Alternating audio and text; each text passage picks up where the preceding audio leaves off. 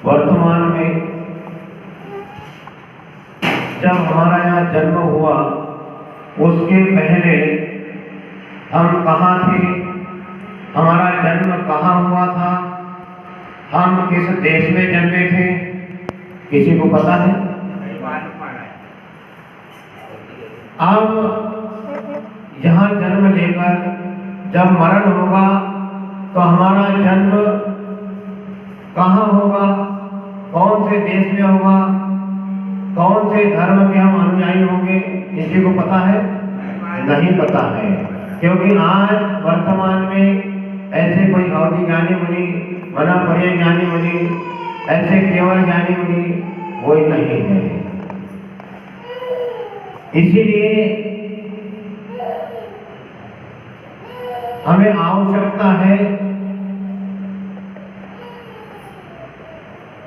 अपने आप को समझने की, स्व और पर के कल्याण की भावना रखने की। इसके लिए हमें आवश्यकता है प्रेम भाव की। जिसके मन में करुणा है, जिसके मन में दया है, जिसके मन में परस्पर प्रेम की भावना है, वही सच्चा मानव है। भगवान महावीर स्वामी ने भी कहा है कि उसी जीवन पट पर धर्म का रंग चढ़ सकता है जो शुद्ध हो, निर्मल हो, निष्कपट हो। संपूर्ण जीव सृष्टि में मनुष्य जीवन से बढ़कर दूसरा कोई भी श्रेष्ठ जीवन नहीं है। इतना हमें ध्यान में रखना चाहिए।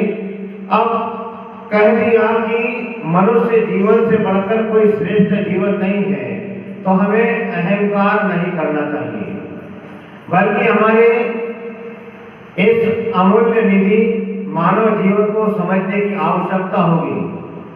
व्यक्ति को अपना जीवन व्यर्थ में गंवाने की आवश्यकता नहीं है। हमारे शरीर में जो खून है यूं ही बहाने की, बेकार में व्यर्थ में बहाने की आवश्यकता नहीं है। हमारा सिर है, कोई नारियल नहीं है कि कहीं भी चढ़ा दिया जाए। उसी प्रकार हमारा ये शरीर का जो शुद्ध खून है वह ऐसा नहीं कि कहीं भी बहा दिया जाए। यदि किसी से आप पूछो कि आप कौन है, तो कहेगा कि मैं हिंदू हूँ, कोई कहेगा मैं मुस्लिम हूँ, कोई कहेगा कि मैं सिख हूँ, कोई कहेगा मैं ईसाई हूँ, कोई कहेगा कि मैं जैन हूँ, कोई कहेगा कि मैं दिगंबर हूँ, तो कोई कहेगा कि मैं श्वेतांबर हूँ, और कोई कहेगा कि मैं बौद्ध हूँ, आदि आदि ऐसे कहेगा। लेकिन मैं तो कहता हूँ कि प्रत्येक मानव के मुख से यही बात निकलना चाहिए। यदि आपसे कोई पूछे कि आप कौन हो, तो हमारे मुंह से निकलना चाहिए कि मैं एक इंसान हूँ, मैं मानव हूँ। तो हमारे इस मानव जन्म को हमें व्यर्थ नहीं गंवाना चाहिए। जाति, धर्म और संप्रदाय के होने से पहले सबसे पहले हम मानव हैं। हमारे मन में ये विचार होना चाहिए, और मानवता के साथ क्या व्यवहार होना चाहिए, इस बात पर हमें विचार करना चाहिए और उसे हमारे जीवन में उतारना चाहिए। मानव जीवन या मानव धर्म सदाचार, सद्विचार और दूसरों की सेवा करना, यह मानव जीवन है।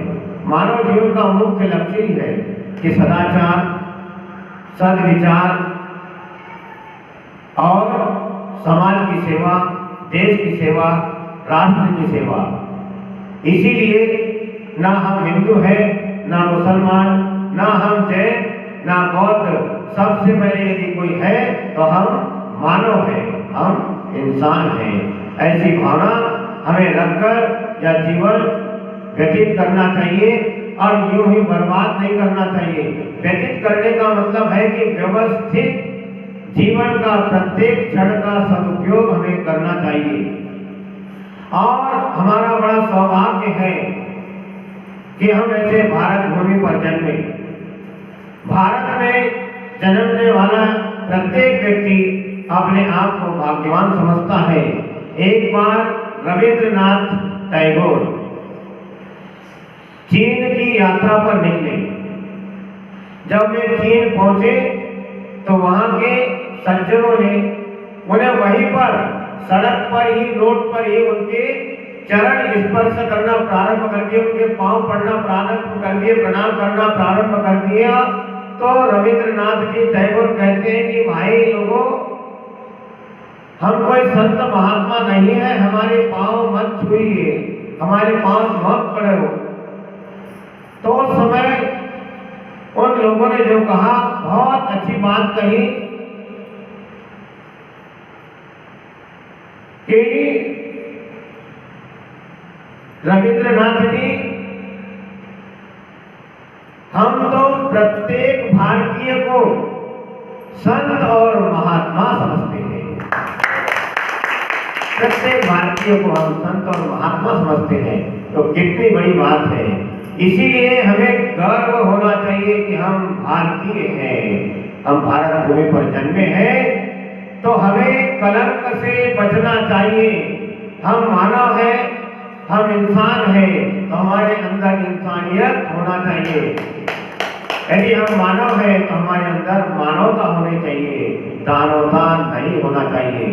जो खाता है, जो खाता है, खाता ही खाता है, वो दानव है। और जो खाता भी है और खिलाता भी है, वो मानव है। हमारी भारतीय संस्कृति खाने से पहले खिलाने वाली है। भोजन करने से पहले भोजन कराइए। प्रत्येक, आप देखिए, आप जैन लोग, आपकी भावना हमेशा कैसी रहती है कि कोई भी दिगंबर मुनिराज मिल जाए, कब मैं उसको प्रदान कर लूं, कब उन्हें मुनिराज को आहार दे दूं।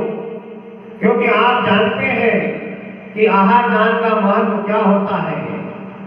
जैसे खून से, रक्त से लथपथ कोई वस्त्र है, कोई सफेद वस्त्र है, खून से लथपथ है, तो उसे धोने के लिए जल की आवश्यकता पड़ती है। जल उस वस्त्र को साफ कर देता है, शुद्ध कर देता है।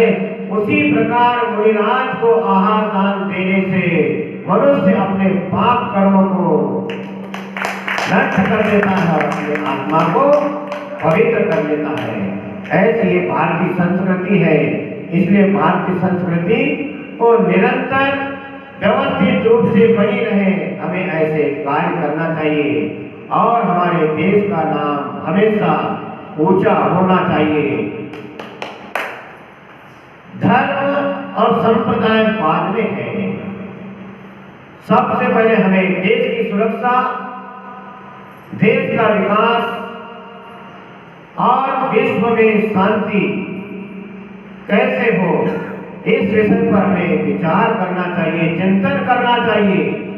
देश में शांति होगी, विश्व में शांति होगी, तो प्रत्येक मानव के मन में और दिल में शांति होगी। कहीं भी देखिए, कहीं अशांति होती है, कहीं युद्ध होता है, कहीं दंगा फसाद होता है, कहीं भूकंप होता है, तो खबर सुनते से ही उसका प्रभाव प्रत्येक मानव जीवन पर पड़ता है।